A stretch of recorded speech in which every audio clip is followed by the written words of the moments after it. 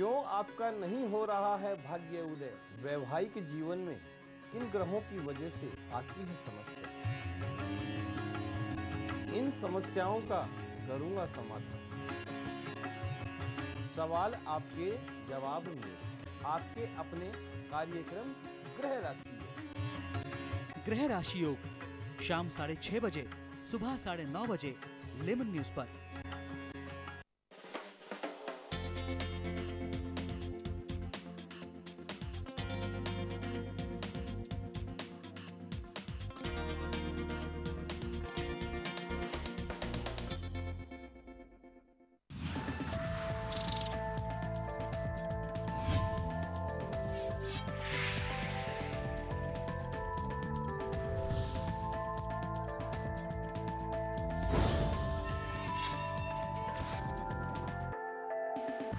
नमस्कार, मैं हूं अवनींद्र आशुतोष। बहुत बहुत स्वागत है हमारे खास कार्यक्रम मुंबई की आवाज़ में। मुंबई की आवाज़ का मकसद है आम लोगों की भावनाओं को आप तक पहुंचाना। लेकिन आज हम मुंबई की आवाज़ में कुछ अलग तथ्य को उजागर करने की कोशिश करेंगे, क्योंकि जब भी कोई परिवार होता है तो परिवार से समाज बनता है, समाज से देश बनता है और देश से ही अंतर्राष्ट्रीय स्तर पर दुनिया की चर्चा होती है। लेकिन आज हम विले पार्ले ईस्ट में एक परिवार को दिखाने की कोशिश करेंगे। हमारे कैमरामैन सदानंद शेट्टी इन सारे लोगों के चेहरे को अपने कैमरे में कैद करें और ये दिखाने की कोशिश करें कि इन चेहरों पर क्या लिखा है या क्या सवाल है इनके मनों में। निश्चित रूप से आने वाले समय में हम बहुत ही जल्द आपको इन चेहरों के अंदर का जो दर्द है, मर्म है, जो सवाल है, उससे रूबरू कराएंगे, क्योंकि यही सबसे बड़ा सच है कि परिवार से ही ज़िंदगी का गुजर बसर होता है। और निश्चित रूप से हम इन चेहरों में कुछ न कुछ ऐसा देख रहे हैं जिसमें खौफ है, परेशानी है और एक जो नाउम्मीदी का जो अवसर होता है उसको हम यहाँ पर महसूस कर रहे हैं। लेकिन सबसे पहले बता दें कि ये पूरा जो परिवार है कहीं ना कहीं से बहुत ज़्यादा परेशान है, क्योंकि एक साजिश के तहत इनको इनके ही घर से निकालने की कोशिश की जा रही थी और उसमें शामिल है बैंक और पुलिसकर्मी। निश्चित रूप से अगर आप घर खरीदते हैं तो आपके ऊपर एक छत होती है और छत जब छीनने की बारी आती है, दुर्भाग्यपूर्ण ये है कि सरकार की तरफ से, प्रशासन की तरफ से जो सुरक्षा मिलनी चाहिए, जो आश्वासन मिलना चाहिए या फिर एक विश्वास मिलना चाहिए, उसमें लगातार कमी देखी जा रही है। और यही कारण है कि आज हम विले पार्ले ईस्ट में खड़े हैं और इस बिल्डिंग के टेरेस पे धूप में खड़े हैं ये लोग, और इनका जो मकसद है वो सिर्फ यही है कि हमें इंसाफ चाहिए। लोक भारती के नेता जो हैं, नेता है हमारे साथ अशोक पांचाल जी, यामिनी पांचाल जी हैं, और अशोक पांचाल जी की माँ हैं जो वृद्धावस्था में भी हमारे लिए वक्त निकाला है इन्होंने। और निश्चित रूप से बाकी जो सदस्य हैं इसमें सब के सब अशोक पांचाल जी के रिश्तेदार हैं और कुछ करीबी हैं और इनके पार्टी के कार्यकर्ता भी हैं। तो निश्चित रूप से आज मुंबई की आवाज़ के ज़रिए हम एक ऐसे दर्द को आपके सामने उजागर करने जा रहे हैं जिसको आप सुनकर चौंक सकते हैं, परेशान हो सकते हैं। पांचाल जी, सबसे पहले आपका स्वागत है और आपने जिस तरह से लड़ाई लड़ी है, हिम्मत का परिचय दिया है, उसके लिए बहुत बहुत लेमन न्यूज़ की तरफ से मैं बधाई देता हूँ और आपकी लड़ाई में हम आपके साथ हैं। बताइए किस तरह से आपको बैंक और पुलिसकर्मी की तरफ से परेशानी हुई? पहले तो मैं लेमन न्यूज़ का धन्यवाद करूंगा जो हमारी तकलीफ़ के हमारे पास आए हैं। हमारे ऊपर जो आसमान टूटा है 9 तारीख के दिन, 9 तारीख इतनी बड़ी मनहूस दिन था। उस दिन हमारे ऊपर 50-60 गुंडों और 50-60 पुलिस कर्मियों ने हमारे पर हल्ला बोल दिया था। एक बैंक का कर्जा, रायगढ़ सहकारी बैंक का कर्जा लेने के बाद वो कर्जा हमने पूरा 2011 में चुका दिया था। फिर भी कुछ बैंक के कर्मचारियों ने वो पैसा हमारा बैंक में न भरते हुए, जो जैसे कि चेयरमैन राजीव काले है, उन्होंने वो पैसा बैंक में न दिखाते हुए हमारे ओरिजिनल कागजात हमके देने के बावजूद भी वो फ्लैट दूसरे को बेचने की कोशिश की, फ्रॉड ऑक्शन किया और वो लोग ने, गुंडे लोग लाके हमारा घर 9 तारीख को छीनने की कोशिश की। उस वक्त हमने बहुत ताकत से उनका सामना किया, लेकिन विले पार्ले पुलिस स्टेशन के जितने भी पुलिस अधिकारी थे उनमें शामिल, उनके ऊपर कार्रवाई होनी चाहिए। और बैंक के जो लोग थे उन्होंने भी 50-60 बाउंसर लोग लेके आए थे उस वक्त, लेकिन हमने, हमारी फैमिली ने, हमारे कार्यकर्ताओं ने, हमारे आजू बाजू वाले पड़ोसियों ने हमें पूरा समर्थन दिया, सपोर्ट दिया। इसलिए आज की तारीख में घर हमारे हाथ में है।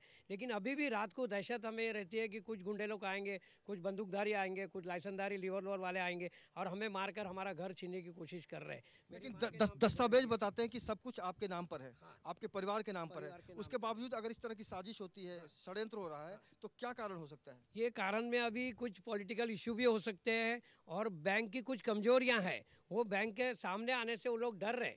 तो जो ओरिजिनल पेपर हमारी माँ के नाम पे है वो माँ के नाम का फ्लैट है। अभी भी हमारे मेंबर हमारी मदर है, हमारे शेयर सर्टिफिकेट हमारे नाम पे है। हमने कोई किसी को बेचा नहीं है ये फ्लैट, फिर भी हमें दहशत के वातावरण में रख के ये फ्लैट हमारे हाथों से छीनने की कोशिश कर रहे हैं। सरकार लोगों को घर नहीं तो आवास योजना में घर देना चाहती है, लेकिन जिसका घर है, एक 70 साल की बुढ़ी का घर ये लोग छीनने की कोशिश कर रहे हैं, जो मेरी माता जी है। आज मदर्स डे है, मदर्स डे के दिन मैं अपनी माँ को ये बताना चाहूँगा कि जब तक मैं जिंदा हूँ तेरा घर मैं कोई बैंक वाला या गुंडों के हाथ में आने नहीं दूंगा। ये मैं एक मैसेज आज बम्बई और देशवासियों को देना चाहता हूँ कि बैंक और पुलिस की गुंडागर्दियों से कभी घबराए नहीं।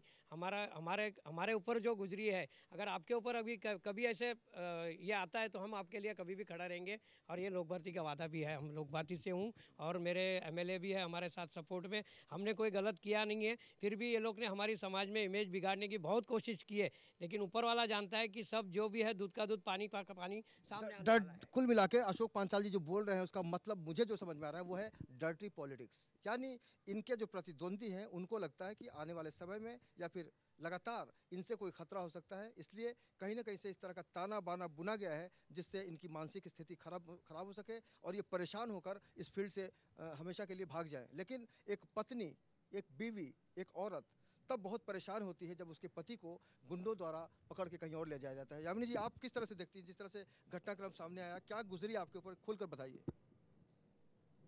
घटनाक्रम तो बहुत ही गलत हुआ हमारे साथ, मेरे फैमिली के साथ उस दिन 9 तारीख। जो सोचा नहीं था कभी कि पार्ला में रहते हुए आज हम लोग के साथ, आज हम लोग समाज सेवा कर रहे हैं और एक आगे मैं महिलाओं की सेवा करना चाहती हूँ। हमारे एरिया में पहले भी मैंने आपको बाइट दी है कि मैं महिलाओं के साथ अत्याचार न हो इसके लिए लड़ रहे हैं हम लोग, और आज हमारे ही साथ ये अन्याय हुआ है और मुझे न्याय चाहिए। और मैं गवर्नमेंट से भी ये करूँगी, अगर इतना ये हो रहा है अपने साथ तो क्या सरकार कुछ नहीं करेगी?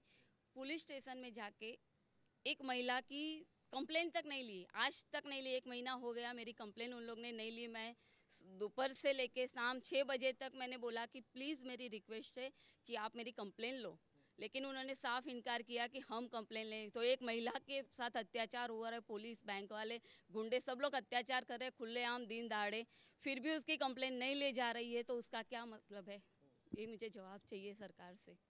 आपके घर में जिस तरह से गुंडों का व्यवहार था, वो क्या क्या कुछ लेके भी गए थे आपसे, कुछ चोरी भी हुई थी? हाँ, हम इतने परेशान थे उस टाइम पे कि हमें ये नहीं समझ में आ रहा है कि हम लोग क्या करें। लेकिन वो 100 आदमी जो घुस गए थे मेरे घर में, मेरे बच्चे रो रहे, मेरी लड़कियां रो रही है, तो उन लोग को जरा भी दया जैसा था। हम लोग को ये नहीं मालूम थी मेरे घर में क्या है। वैसा ही खुला मेरा पूरा घर था, भरा हुआ 40 साल से घर है, वो घर में सब कुछ था और ऐसे ही खुला छोड़ा था। हम लोग के साथ अत्याचार हो तो मैं पहले मेरे बच्चों की हमारी हिफाजत के लिए हम लोग लड़ रहे थे, मेरे घर बचाने के लिए हम लोग लड़ते, तो हमने ये नहीं देखा कि उसमें क्या है। लेकिन जब हम लोग आए तब हमको मालूम पड़ा कि हमारे घर से ये सब चीज़ भी गई है। तो क्या वो लोग चोर को भी लेके आए थे साथ में, और पुलिस के वेश में चोर थे, कौन थे वो हमें नहीं मालूम, लेकिन मेरी चीज़ भी गई है और ये बहुत गलत दिन दहाड़े हुआ है। तो क्या सरकार जाग नहीं रही है? और इतना आज इलेक्शन का माहौल था, इसी टाइम पे हमारे साथ अत्याचार हुआ, तो क्या इसमें पॉलिटिक्स का कोई हाथ होता है?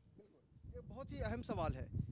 इलेक्शन का मौसम जब भी आता है तो कहीं ना कहीं से उन सारे लोगों को टारगेट किया जाता है जिससे किसी पॉलिटिशियन को खतरा होता है। और एक जनप्रतिनिधि अशोक पांचाल जी लगातार समाज सेवा से जुड़े हैं, राजनीतिक गतिविधियों में शामिल रहते हैं। जब इनके साथ इस तरह का हादसा हो सकता है, इस तरह के इनके परिवार पर हमला हो सकता है, तो एक आम आदमी के ऊपर क्या हो सकता है, ये बहुत ही आराम से आप समझ सकते हैं, सोच सकते हैं और निश्चित रूप से ये निष्कर्ष पा सकते हैं कि आम आदमी का वैल्यू क्या है, आप खुद बखूबी समझ सकते हैं। अशोक जी, ये बताइए क्या क्या आपके यहाँ घर से क्या क्या लेके गए वो लोग?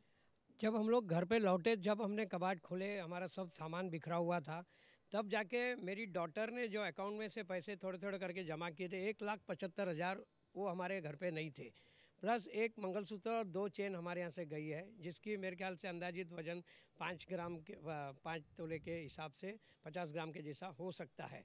तो उस वक्त हम लोग को समझ में नहीं आया क्योंकि सब सामान बैर बिखर था और हम लोग तो हमारे को अपने आप को संभालने के लिए थे। जब पुलिस ने मेरे को और मेरे भाई को डिटेन कर दिया, सिर्फ घर में महिलाएं थी, तो मुझे तो पता नहीं था। जब आने के बाद पता चला तब जाके इतना सामान गया हुआ था। तो ये ताबड़तोब इमीडिएट हमारे पर जब गुना दाखिल हुआ, हम बेल पे आने के बाद हमने राइटिंग में हमारी तकरार दी है। तकरार का कोई अभी तक दखल नहीं ली गई है। कल भी हम ऑफिसर से मिले थे। आपको जब लेके गई पुलिस तो अब गिरफ्तारी वारंट था? नहीं, पुलिस ने बोला कि इनको लेके चलो। तब उनका मतलब मकसद ये था कि इनको डिटेन कर देंगे तो घर में सब बच्चे लोग की है, हम कैसे भी करके ये ताबे में ले लेंगे। उन्होंने झूठा पंचनामा बनाया, झूठे कागजात ये करके हमने बोला कि आपके पास कोई ऑर्डर है क्या? जो ऑफिसर था, जो आया था मुंगेकर करके, उसको हमने पूछा कि आपके पास कोई कोर्ट का ऑर्डर है क्या, ये पोजीशन एग्जीक्यूट ऑर्डर करने का? बोलता ये हमको आपको बताने की ज़रूरत नहीं है। तब जाकर मैंने अपोज किया, मतलब बगैर कोर्ट के ऑर्डर तुम लोग मेरे यहाँ आ कैसे सकते हो? फिर भी वो लोग ने ज़बरदस्ती से, वो बाउंसर वगैरह थे, मेरे को धक्का मुक्की दिया और मेरे को इमीडिएट गाड़ी में मेरे और भाई को डाल के वो लोग डिटेन करके रख दिए। उसके बाद यहाँ क्या क्या हो रहा था हमें मालूम नहीं चला। जिस वक्त हम लोग फिर आए, बेल लिया हम लोग ने, हमारे पर झूठे केसेस में हम लोग को फंसाया गया है। तो इसका भी मेरे को न्याय चाहिए। और मैं ये लड़त तो लड़ने वाला हूँ, ये मैं मेरे लिए नहीं लड़ रहा हूँ, लेकिन ये एक इतिहास बनेगा कि हम दूसरों के लिए भी ये लड़ेंगे। ये दूसरों के ऊपर ये लोग कर ना पाए, पुलिस और जो रायगढ़ बैंक के गुंडे लोग थे वो लोग ये कर ना पाए। इसलिए मैं ये करना चाहूँगा कि लोगों के लिए मदद करने के लिए ये मेरा, मैं ये बनाऊँगा, तब जाके लोगों को मैसेज जाएगा कि भाई तुम लोग को भी कुछ परेशानी है तो हम बैठे हैं। हमने हमारा जो इमेज इन्होंने ख़राब करने की कोशिश की है, उसको हम लोग ये मैसेज लेमन न्यूज़ के माध्यम से हम लोग बताना चाहते हैं कि भाई ये हमारे साथ गलत व्यवहार हुआ है पुलिस और रायगढ़ बैंकों ने मिलके। तो जब भी नाइंसाफ़ी होती है तब इंसाफ की मांग होती है। यहाँ पर जितने भी चेहरे आप देख रहे हैं उनके मन में कोई ना कोई सवाल है, उन सारे सवालों से आपको रूबरू करा रहे हैं हम। भाई साहब, आपका नाम जानना चाहेंगे? मेरा नाम संदेश गजानन भगत है और मैं पांचाल साहब का बहुत ही करीबी हूँ और उनका कार्यकर्ता हूँ। आज जो पांचाल साहब के साथ हुआ है वो किसी के साथ भी हो सकता है, आम आदमी के साथ भी हो सकता है, पर ये तो गुंडागर्दी है, सरासर गुंडागर्दी है। जिसका फ्लैट है, बैंक वालों को पैसा दिया है तो भी ये गुंडे लोग लेके आके ऐसे कर सकते हैं, बैंक वाले पुलिस लोग को लेके आके कर सकते, ये तो कभी सोचा नहीं था और ये हुआ है। मतलब ये पूरी गुंडागर्दी हुई है। पांचाल साहब के साथ बहुत अत्याचार हुआ है और उनकी बीवी का तो आप देखो कैसा चेहरा है, उनके घर में बहुत दुख का मौसम फैला हुआ है। अब मैं क्या बोलूँ, अब मैं कुछ नहीं बोल सकता क्योंकि मैं अपनी आंखों से सब देख चुका हुआ हूँ, समझा। और क्या बोलूँ, अभी ये हमारे सब कार्यकर्ता है, उनके लिए सपोर्ट में खड़े हैं, हम इनके साथ पूरी तरह है बस। तो इनके साथ सारे लोग हैं और निश्चित रूप से इस परिवार का हर सदस्य चाहता है कि इनको इंसाफ मिले। और जो सबसे अहम सवाल है कि इनकी जो शिकायत है, इनकी जो फरियाद है, उसको सुनने के लिए पुलिस के जो अधिकारी हैं वो तैयार नहीं है। निश्चित रूप से कोई ना कोई उनके मन में सवाल होगा। उस सवाल को हम किस नज़रिए से देखें जिस तरह से पुलिस वाले आपके सामने पेश आ रहे हैं? बहुत ही गलत तरीके से पेश आ रहा है। उस दिन भी इनको डिटेन किया, मेरे देवर को डिटेन किया। उसके बाद हम बचे थे लेडीज़, मेरा बेटा था जो ऑफिस जाने के लिए निकल रहा था, उसको मारा उसने गलत तरीके से। उसने कुछ नहीं किया है, वो बैठा है, वो ऑफिस जाने के लिए रेडी है, उसको भी मारा उसने। सिर्फ ये कि मैंने उसे बोला कि देखो बेटा, ये लोग अपने साथ जो गलत कर रहा है, सिर्फ उसका वीडियो शूटिंग लो। तो वो लेता थे, उनका जो गलत चीज़ था वो वीडियो में आ रहा था, वो देख के उन लोग ने मेरे बेटे को अरेस्ट किया, उसको भी मारा। और मुझे भी मेरे साथ मेरी बच्ची को बोलते हैं कि उठा के छठे माले से फेंक दे के। तो क्या पुलिस ये कर सकती है? मुझे बोलते हैं आपको मारेंगे, मेरी देवरानी को मारा, उन लोग लिफाफा मारा। पुलिस मार सकती है ऐसा? लेडीज़ पे हाथ उठा सकती है? और इसकी भी कंप्लेन उन्होंने नहीं ली है। इनको लाफा मारा तो क्या उसकी भी कंप्लेन नहीं ली? तो समाज में हमने सोचा था कि ये गंदगी दूर करनी है, तो ये तो सरकार के कर्मचारी ही गंदगी फैला रहे हैं, तो हम जाए। तो इसके बाद हमारे साथ बहुत अन्याय हुआ। कितनी बार पुलिस हम लोग को आके परेशान करती है, गुंडे लोग आके परेशान करते हैं, लेकिन हम लोग कहाँ जाए? कंप्लेन जब पुलिस स्टेशन में, पाला पुलिस स्टेशन वालों ने बोला कि आपकी कंप्लेन नहीं ली जाएगी, तो मेरा ये सवाल है कि मैं कंप्लेन कहाँ लिखाऊँ, किसके पास जाऊँ? इनका जो भी आरोप है उसको आप समझ सकते होंगे, लेकिन हम आपको साफ करना चाहेंगे कि ना ही हम अदालत है, ना ही हम कानून है। हम तो बस लोकतंत्र का चौथा स्तंभ जो कहा जाता है, मीडिया की ज़रिए आम आदमी की आवाज़ बनने की कोशिश कर रहे हैं। लेकिन हम विले पार्ले पूर्व में जो पुलिस स्टेशन है, जो भी आरोप लग रहा है, उनका भी पक्ष हम आपको दिखाएंगे, क्योंकि आरोप बहुत ही गंभीर है। और जिस तरह से इन्होंने कहा है कि हमने कर्ज चुका दिया है, बावजूद इनको घर से निकालने की साजिश रची जा रही है और गुंडे आते हैं घर पे और हर आदमी को परेशान करते हैं। आप अपना नाम बताइए। पंचाल अमिता। आपने क्या महसूस किया और क्या हुआ उस दिन आपके साथ, बताइए। वो दिन तो बहुत गलत हुआ। वो बैंक वालों ने हमारे घर में आके गुंडागर्दी की और हम लोग बोल रहे थे "ये तो पुलिस मेरे पे ऊपर वो चाटा लगाया"। हाँ, बहुत गलत किया बैंक वालों ने पुलिस वालों के साथ। आप क्या चाहते हैं कि किस तरह का इंसाफ होना चाहिए आपके साथ? न्याय मिलना चाहिए हमको। आप अपना परिचय दीजिए। मैं हूँ शीतल विनोद तोमर, लोक भारती के कार्यकर्ता हूँ। ये जो पांचाल फैमिली पे जो अत्याचार हुआ है ऐसा दोबारा नहीं होना चाहिए। और जो उनकी मम्मी जी है 70 साल की है, उनको भी घर से ऐसा बाहर उन्होंने निकाला है, ऐसा दोबारा नहीं होना चाहिए। इनके ऊपर भी नहीं और किसी के ऊपर भी नहीं होना चाहिए। ये जो ऐसा सुन रहे हैं हम लोग, हमको बहुत तकलीफ हो रही है। आज हम लोग इन लोग के साथ में है, क्योंकि उन लोग को सब हमारी तरह से सब सहकार्य मिलना चाहिए। बस इतना ही बोलना चाहती हूँ। और जो पुलिस वालों ने जो ये ऐसा किया है, इनके ऊपर हाथ भी तो उठाया है, ये गलत है। उनके ऊपर अगर कुछ ऑर्डर नहीं है तो वो इनके ऊपर हाथ नहीं डाल सकते ऐसे। हाँ, कोई किसी पर हाथ नहीं उठा सकता, ये बिल्कुल साफ साफ है। आज की तारीख में आपको जो भी कानूनी तरह से करना पड़ता है, लेकिन यहाँ पर जिस तरह से पूरा वाकया नज़र आ रहा है सुनकर, उससे यही लगता है कि वाकई इन लोगों के साथ जो भी हुआ अच्छा नहीं हुआ। आपसे जानना चाहेंगे कि आपने किस तरह से इस पूरी तस्वीर को देखा? जब ही डैडी को लेके गए वो पुलिस वाले सब, तभी हम लोग देख रहे थे, तो हम लोग डैडी को हेल्प भी नहीं कर पाए छुटाने के लिए। वो बाउंसर लोग हम लोग पे हाथ उठा रहे थे, हम लोग को पकड़ के रखा, बच्चों लोग को हम लोग सब लोग को मार रहे थे। हम लोग का सब सामान वामान बुक्स वुक्स सब इधर फेंक दे रहे थे घर के बाहर। बोल रहे थे कि ये घर अभी आपको नहीं मिलेगा, ये घर अभी हम लोग का है, ऐसा करके। और हम लोग पे बहुत अन्याय हुआ है और इससे हम लोग को न्याय चाहिए। जाहिर सी बात है, कोई भी बच्चा जब इस तरह की भाषा सुनेगा, इस तरह का संवाद सुनेगा, तो निश्चित रूप से उसका जो तरीका है सोचने का वो बदल जाएगा, क्योंकि उसके साथ लगातार इस तरह का प्रयास किया जाता है कि आपको हम डराने आए हैं। आपसे जानना चाहेंगे कि आपने पूरी गतिविधि को जो देखा, तो क्या कहेंगे सिस्टम के बारे में, पुलिस के बारे में, बैंक के बारे में? हाँ, 9 तारीख के दिन था। 9 तारीख को हम देखा तो पुलिस की जितनी विले पार्ले पुलिस स्टेशन में जितनी पुलिस थी, एक भी आदमी पुलिस स्टेशन में था, पूरी पुलिस फोर्स लेके आया था। और गुंडे आए थे, बाउंसर आए थे।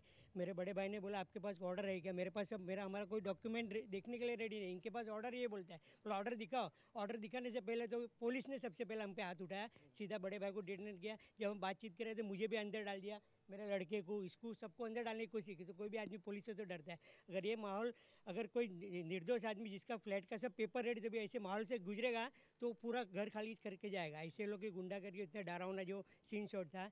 तो मैंने पूछा कि ऑर्डर, तो ऑर्डर बोलता है तुमको बताने की जरूरत नहीं, इनके पास ऑर्डर है। अदालत का साफ साफ कहना है कि जिस तरीके से आप काम करते हैं, चाहे वो पुलिस के लोग हों, बैंक के लोग हों, वो अदालत की तरफ से मान्य नहीं है। उसके बावजूद अदालत की धज्जियां सरेआम उड़ाई जाती हैं, तो निश्चित रूप से कोई सवाल उठता है कि वाकई कानून का असर क्यों नहीं हो रहा है। अभी जब सरकारी प्रशासन ही अगर कानून तोड़ रहा है तो हम किसके पास उम्मीद लेके बैठेंगे? जब पुलिस को बनाया गया है, पुलिस स्टेशन रखा है तो समाज के लिए रखा है। वो पब्लिक बोलती है कि पुलिस है तो हमारे संरक्षण कर सकती है, लेकिन पुलिस के ऊपर से लोगों का अभी भरोसा टूट गया है। ये माहौल देख के यहाँ के लोग, यहाँ के जो रहवासी है, उनको भी डर लग गया है कि अशोक पंचाल हमारे लिए इतना काम कर रहा था, अगर उसके ऊपर ही ये एहसास हुआ है तो लोगों को भी डर लगने लगा है पुलिस से। लोगों को भी पुलिस से डर लगने लगा है।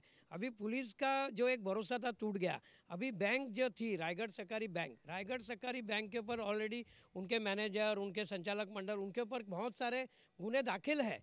उन्होंने इतने लोगों को फ्रॉड किया है, तो उसमें का मैं एक जरिया हूँ। मतलब मेरे ऊपर भी ये अन्याय किया है। उन्होंने क्या गुस्सा निकाला, क्या उनका दिल में था, मेरे इतने फैमिली को लोग ने बहुत। आप कर्जदार लोगों के लिए भी संस्था चलाते हैं, उनका हक के लिए, शायद उसका भी ये लगता है आपको साइड इफेक्ट है? हाँ, कर्जदार जामीनदार हक का संरक्षण समिति हम चलाते हैं। हमारे एडवोकेट अप्पा साहब घोरपड़े हमारे साथ में, उनके मार्गदर्शन से हम ये समिति चला रहे हैं पूरे पश्चिम महाराष्ट्र में और बम्बई में।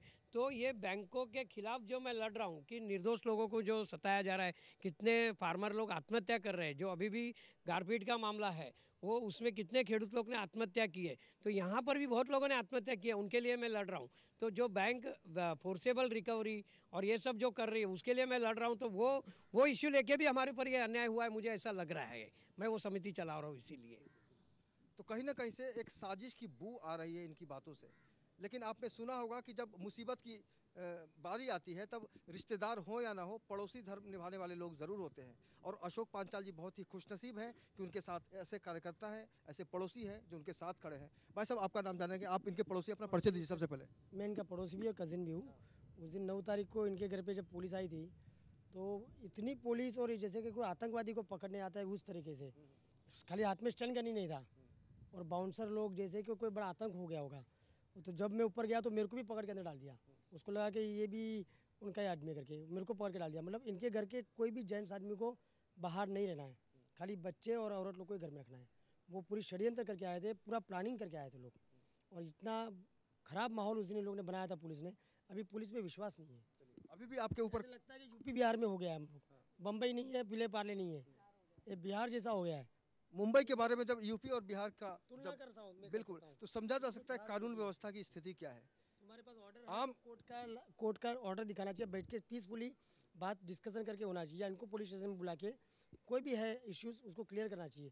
और ये न्याय तंत्र का काम है, ये पुलिस का और बाउंसर का काम नहीं है। लोकतंत्र में हर इंसान को अभिव्यक्ति की आज़ादी दी गई है और हर कोई अपने हिसाब से अपनी ज़िंदगी के लिए गुजर बसर कर सकता है। अशोक पांचाल जी वही कर रहे हैं जो इनको अच्छा लगता है और इसके अधिकारी वो हैं। लेकिन इनके खिलाफ जिस तरह का माहौल बनाया जा रहा है उससे सवाल ये उठता है कि क्या एक आम आदमी अपनी आज़ादी का इस्तेमाल नहीं कर सकता। एक चिड़िया को अगर उड़ने से रोका जाएगा तो समझा जा सकता है कि आकाश भी उसके लिए छोटा पड़ जाएगा। हमारे साथ मनीष पाटिल जी हैं जो लगातार इन गतिविधियों से अपने आप को जोड़े रखते हैं। समाज सेवा हो या पॉलिटिक्स हो, इनका मकसद सिर्फ यही होता है कि अशोक पांचाल जी के जो कार्यकलाप हैं उसमें लगातार अपनी भूमिका निभाते रहें। आप इस सारी गतिविधियों को देखकर क्या सोचते हैं, क्या कहना चाहेंगे आप? ये जनतंत्र नहीं है, ये एक तरह की गुंडागर्दी है। यहाँ पे जिस हिसाब से अशोक भाई के ऊपर ये हुआ पिछले 9 तारीख से आज तकरीबन 1 महीना हो गया, 1 महीना ये पूरी फैमिली डर के माहौल में जी रही है। जिस हिसाब से पुलिस वाले बैंक वाले अपने गुंडे लेके आए, इनको पहले डिटेन किया, इनको डिटेन करके अंदर डाला, फिर इनके भाई को जगदीश भाई को अंदर लेके गए, उनके बच्चे को लेके गए, उनकी बेटी को धक्का मार के गिरा दिया, उनकी जो जगदीश भाई की जो मिसेस है उनको मारा। उसके साथ में जो पुलिस अधिकारी थे दीपक पवार उनका नाम है, और उन्होंने कहा था कि यामिनी पांचाल के कान के नीचे इतने ज़ोर से मारा जाए ताकि वो बहरी हो जाए। राजेंद्र दीपक पवार, उन्होंने ऐसा कहा था उनके एक सहयोगी को कि इतने ज़ोर के इनके कान के नीचे मारा जाए कि ये बहरी हो जाए। इनकी जब बेटी निहाली जब महिला पुलिस नहीं थी उस दिन? महिला पुलिस दो महिला पुलिस भी थी, मगर एक और लेडी थी जो सिविल में थी, जिन्होंने उनके भाई के औरत के साथ में बहुत बड़ी बदतमीजी की। ये छोटी छोटी जो उनकी लड़कियां थी वो जो बीच में आती थी क्योंकि उनकी एग्ज़ाम्स चल रही थी, तो वो अपनी किताबें बटोरने आती थी तो उनको भी ढकेला जाता था। यानी औरतों के साथ में सलूक करने का ये जो रवैया था, उस वक्त जो महिला पुलिस और एक दूसरी महिला जो शायद बैंक से थी, उनका जो रवैया था कि वो साइड में रह के तमाशा देख रही है और जेंट्स बीच में आके ये कर रहे थे। उसके बाद में काफ़ी पानी बीच में बह गया, और जब भी मैडम जी छूट के आई यामिनी जी, और उन्होंने महिला आयोग में कहा जाने की बात आई कि महिला के ऊपर पुलिसों ने अत्याचार किया, बैंक वालों ने जो अत्याचार किया है उसकी कंप्लेंट लिखा लेनी चाहिए, जो आज तक पेंडिंग है, जो आज तक उनकी कंप्लेंट लिखाई नहीं गई है। तो ये जिस वक्त पे अभी इलेक्शन के बीच में जो सारी एड्स चली कि महिला धोरण महिला धोरण महिला धोरण, तो ये महिला धोरण कहाँ है ये मुझे सरकार को पूछना है अभी, कि जब आप महिला सुरक्षा की बात करते हो और मुंबई जैसे शहर में, देश की आर्थिक राजधानी जिसे कहा जाता है, वहाँ पे अगर एक महिला सुरक्षित नहीं है तो सरकार का महिला धोरण कहाँ है? जब भी हम महिलाओं की बात करते हैं तो आधी आबादी का चेहरा जो है दिमाग में आ जाता है, लेकिन आप एक बार फिर से इन चेहरे पे देखिए कितना खौफ है, और एक सिस्टम के प्रति जो एक उदासीनता इनके चेहरे पर है, नाराज़गी जो है, एक खौफ है, उससे समझा जा सकता है कि आम आदमी के साथ किस तरह का व्यवहार किया जा रहा है। जबकि हमारे साथ सरकार है, कानून है, महिला आयोग है, पुलिस डिपार्टमेंट है, और सबसे जो ऊपर जो है एक दूसरे के ऊपर इंसानियत का, मानवता का जो रिश्ता होता है उसकी हम बात कर रहे हैं। लेकिन उस रिश्ते को भी आज तार तार करने की साजिश रची जा रही है इसी समाज में, इसी देश में। जबकि ये मुंबई है, देश की आर्थिक राजधानी। आप घर लेते हैं और आपको पैसे चुकाने होते हैं, उसके बावजूद आपके पास कोई आता है और कहता है कि ये घर मेरा है, यानी आप छोड़ के जाइए, तो सवाल उठता है कि एक आम आदमी के दिल पर क्या गुजरेगी। आप काफ़ी सारे लोग हैं हमारे साथ। भाई साहब, आपसे जानना चाहेंगे, आप देखिए ये जो पूरा घटनाक्रम आपने सुना, आप क्या कहेंगे? मैं तो ये कहना चाहता हूँ कि गलत इसमें पुलिस है और हमारी सरकार गलत है। सबसे पहले पुलिस का काम ये सब होता नहीं है कि आप किसी के फ्लैट में जाइए, आप इन लोग से ये सब करिए। सबसे पहले पुलिस का काम है जिसका फ्लैट है उनसे बातचीत करना, उनको पुलिस स्टेशन में बुलाना, उनसे जो भी है उनकी कार्रवाई करना। ये तो एक्चुअली गुंडागर्दी जो ये पुलिस कुछ, मैं तो खुला बात करना चाहता हूँ, आज की तारीख में पुलिस थोड़े बहुत पैसे के लिए कहाँ भी बिक जाती है, कहाँ भी किसी के सामने झुक जाती है। आज की तारीख में पूरा पुलिस स्टेशन, पूरा पार्ला पुलिस स्टेशन आके अशोक साहब के घर पे आके सबको, औरत लोग को, महिला लोग को, आप उनकी भाभी के ऊपर भी इतना किया है। और आप जैसे सब लोग बता रहे कि अभी तक पुलिस में कंप्लेंट उन लोग ने दर्ज नहीं किए हैं, तो ये मतलब मीन्स व्हाट, क्या ही है, इसका इंसाफ कौन करेगा? अभी आज के तो हमारे समाज में अगर हम आम आदमी कोई गलती करता है, कोई अपराध करता है, तो उसकी सज़ा देने वाले पुलिस लोग हैं, पुलिस है, सरकार है। अगर यही सज़ा, यही क्राइम अगर पुलिस करेगी तो उनको सज़ा कौन देगा? मेरा ये सवाल है, अगर पुलिस लोग डायरेक्ट किसी के घर में घुस रहे हैं, आज की तारीख में समझो ये लोग जानते हैं कि वो लोग पुलिस वाले, अभी समझो हम यहाँ पे नए नए पार्ला में रहने आए, अभी चार गुंडागर्दी पुलिस की वर्दी में हमारे घर में घुस जाए, हमारे घर में घुस के ये सब तानाशाही कर रहे और हमें कुछ भी ब्लैकमेल करके बोले आपके घर के ऊपर हमारे नाम करो, हमको इतने पैसे दो, वो दो, तो कोई भी आदमी, डरा हुआ आदमी, आम आदमी क्या कर सकता है? ये सब कुछ नहीं कर सकता है, उनको देना ही है, वो जो पुलिस वाले बोलते हैं वो देना ही है उनको। तो ये सिस्टम इज़ रॉन्ग और ये सब नहीं होना चाहिए यहाँ पे। और अशोक भाई ने भी और हम लोग ने भी, फिर हम लोग जो भी मालूम गिरा, हम लोग कार्यकर्ता है इनके पार्टी के, जो 9 तारीख का जो दिन था जो आने वाला, वो 9 तारीख को हम लोग 10 तारीख को सब आए यहाँ पे, अशोक भाई का फैमिली का पूरा चेहरा देखा। सबसे पहली बात हम लोग में तो यह है कि जाए यहाँ से, हम लोग सब मिल के जाए, यहाँ से जाए, पूरा पुलिस स्टेशन तहस महस कर दे, नष्ट कर दे, पर ये एक सामाजिक बात है और हमें न्याय से लड़ना है। हमें गुंडागर्दी नहीं करी है, जैसे पुलिस लोग ने गुंडागर्दी करी है, गुंडागर्दी आम आदमी भी कर सकता है।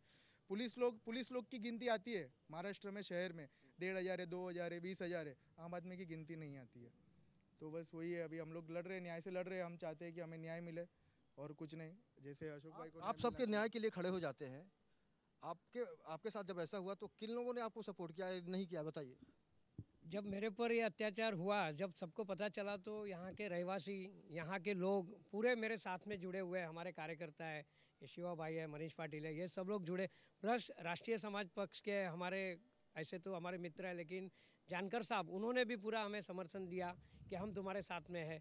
प्लस हमारे समाजवादी पार्टी के रमाशंकर तिवारी जी, उन्होंने भी पूरा हमें सहयोग दिया है। उन्होंने पुलिस स्टेशन में जाके प्रेशर बनाया कि भाई इनके खिलाफ जो हुआ है वो तुम गुना दाखिल करो बैंकों के खिलाफ, ये भी करे। हमारे आमदार तो हमारे साथ में ही, हमारे आमदार ने भी बहुत हमारे लिए बहुत कुछ किया हुआ है। और कपिल पाटिल साहब, कपिल पाटिल, जो हमारे आमदार कपिल पाटिल है, उन्होंने, हमारे डॉक्टर कैलाश गौड़, उन्होंने भी मेरे लिए बहुत कुछ किया है। मतलब पूरा मेरा पॉलिटिकल कैरियर ख़राब करने की जिन्होंने कोशिश की थी, लेकिन ये लोग सब लोग आने के बाद मुझे ऐसा लगा कि मेरा पॉलिटिकल कैरियर कोई ख़राब कर नहीं सकता है। तो ये मुझे अच्छा लग रहा है कि इन लोगों ने मुझे सपोर्ट किया है और मेरी पूरी फैमिली मेरे साथ में है, इसलिए मेरे में इतनी ताकत है और मेरा घर कोई मेरे हाथ से छीन नहीं सकता है। मेरी माँ को आज मदर डे के दिन मैं ये तोहफा देना चाहता हूँ। बहुत अच्छी माँ है वो, जिनके लिए बेटा ऐसा सोच सकता है। लेकिन हमारा जो सिस्टम है वो कब सोचेगा कि हम समाज के जो लोग हैं उनको किस तरह से इंसाफ दिला सकते हैं। निश्चित रूप से आने वाले समय में ये सवाल बहुत ही अहम होगा, क्योंकि आने वाले दिनों में चुनाव होंगे और चुनाव में एक एक वोटर, एक एक मत कहीं ना कहीं से सरकार बनाने में अपनी अहम भूमिका निभाने की कोशिश करता है। एक वोट से सरकार की तस्वीर बदल सकती है और निश्चित रूप से आज पांचाल साहब का जिस तरह से हमने प्रॉब्लम सुना और समझा, तो ऐसे में ये सवाल उठता है कि इनको इंसाफ कब मिलेगा, जबकि इनके पास सारे पुरावे हैं, सारे दस्तावेज हैं और दस्तावेज के साथ हम कह सकते हैं कि इनके साथ नाइंसाफ़ी हुई है। और आने वाले दिनों में किस तरह से इनको इंसाफ दिलाया जा सकता है, इस पर हमारी नज़र बनी रहेगी। अगर आपके आसपास भी कोई समस्या है जिसका समाधान नहीं हो रहा है तो आप हमें संपर्क कर सकते हैं। आपके टीवी स्क्रीन पर हमारा नंबर फ्लैश हो रहा है। आज के इस सफ़र में इतना ही, कल फिर मुलाकात होगी किसी अलग इलाके में किसी अलग समस्या के साथ। तब तक हमारे कैमरामैन सदानंद शेट्टी के साथ मुझे यानी अवनींद्र आशुतोष को दीजिए इजाज़त। फिर हम मिलेंगे कल। नमस्कार।